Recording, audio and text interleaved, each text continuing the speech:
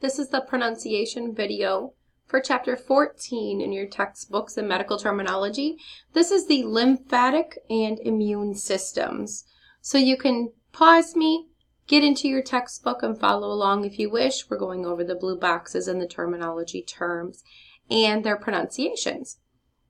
Autoimmune disease, immunoglobulin, immunosuppression, lymphopoiesis, lymphedema, lymphocytopenia, lymphocytosis, lymphoid, lymphadenopathy, lymphadenitis, splenomegaly, splenectomy. Now notice spleen has two E's, but the combining form spleno just has one, so be careful with spelling.